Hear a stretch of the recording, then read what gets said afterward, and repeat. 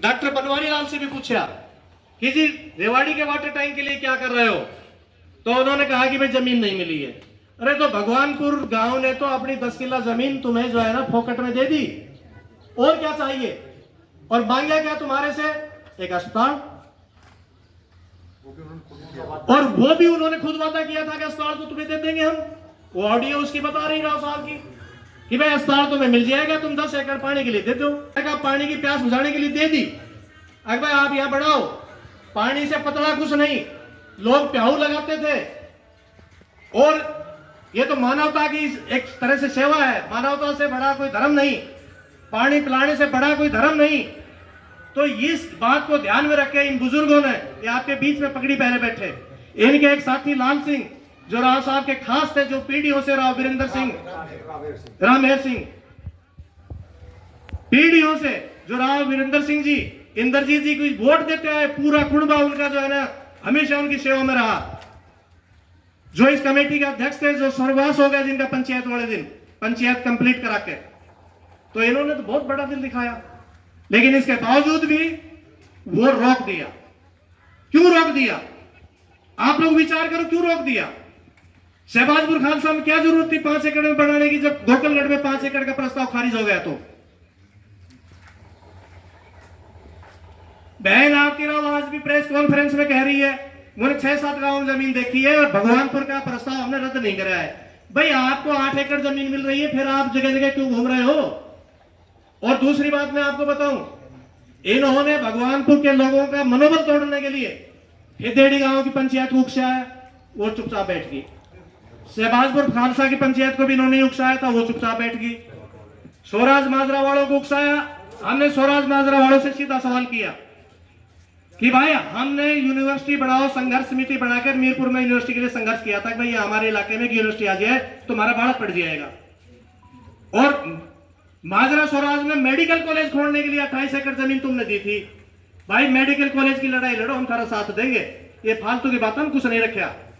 राम भगवानपुर ने 10 एकड़ जमीन पानी के लिए दी है, इनका हक पहला है। और 17 जून को इन्होंने धरना शुरू किया है, उससे पहले तुम कहां गए थे भाई? इन्होंने गोकलगढ़ वालों को फिर टिस्कारी मार दी। तो जगह जगह, और विधानसभा के अंदर आपके विधायक है लक्ष्मण सिंह जी, लक्ष्मण सिंह जी ने विधानसभा में सत्र के दौरान यह सवाल पूछा कि स्वास्थ्य मंत्री जी आप ये बताओ हमारे रेवाड़ी का 200 बेड का अस्पताल है वो कब बनेगा? तो आरती राव जी ने जवाब दिया कि भाई 2 साइट के ऊपर विचार चल रहा है, एक गोकलगढ़ और एक भगवानपुर, तो तीसरी तो टाइम भी नहीं थी। ये तो रिकॉर्डेड बात है विधानसभा की, कोई ऐसे हवा में थोड़ी कर रहे हैं। और गोकलगढ़ का प्रस्ताव अल्टीमेटली रिजेक्ट हो गया क्योंकि वो 5 एकड़ जमीन सफिशिएंट नहीं है।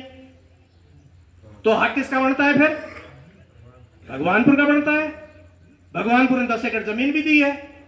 और अब इन्होंने फिर क्या किया, इनके ही अपने आदमी है, उनके माध्यम से इन्होंने एक और प्रचार छुड़वा दिया, वो भी ठप हो लिया। लेकिन मैं बता देता हूं आपको, क्योंकि दिमाग साफ रहना चाहिए हम सबका, कि भाई 18 सेक्टर के अंदर अस्पताल की जमीन है, सरकार वो तो बना दो।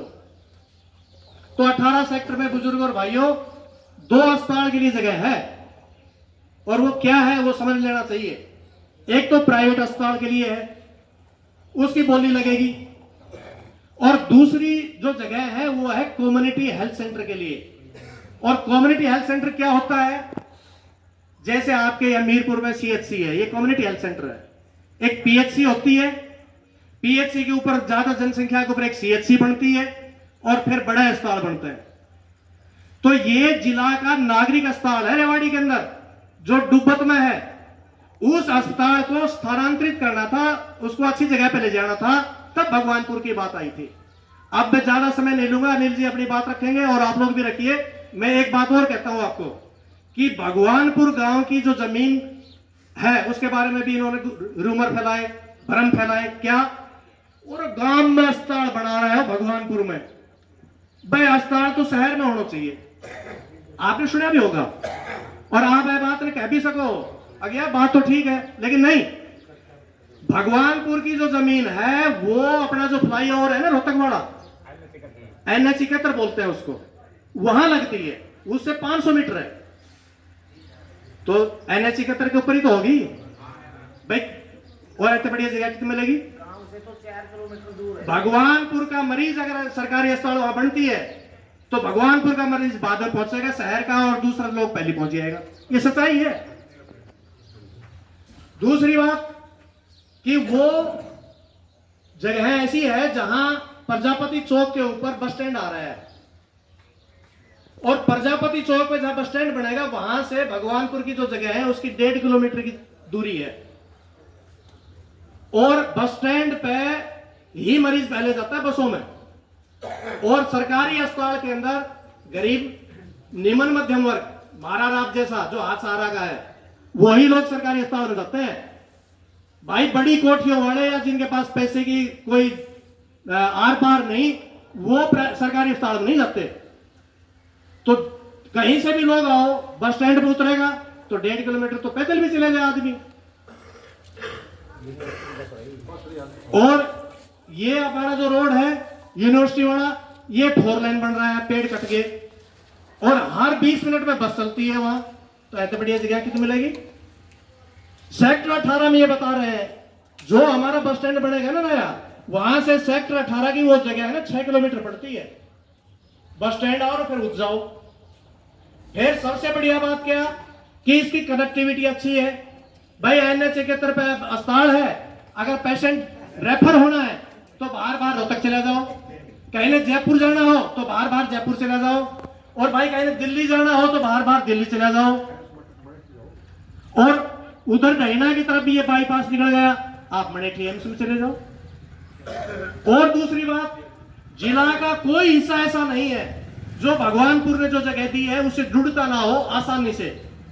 भाई हमारा पूरा इलाका तो जुड़ ही गया। पहले डहीना वाला भी बाहर बाहर आ जाओ बाईपास से, कोसली वाला भी आ जाओ, पालास वाला का तो एरिया ही हो गया, बाउल वाला भी बाहर बाहर आ जाओ उड़ा के, राजेश पायलट चौक होता हुआ, अभय सिंह चौक होता हुआ, बताओ कितनी फाटक लागता हो या कितनी जाम लागता हो। कितनी बढ़िया जगह दी है इन्होंने। हम तो धन्यवाद करते हैं इनकी पंचायत का और इनकी दरियादिली का कि पानी के लिए भी जमीन दी इन्होंने और हॉस्टल के लिए भी जमीन दी। इससे बड़ी कोई बात हो नहीं सकती। और आपको पता होना चाहिए इन्होंने जो अस्पताल के लिए 8 एकड़ जमीन दी है ना, वो 1 रुपया प्रति एकड़ के हिसाब से दी है। 1 रुपया।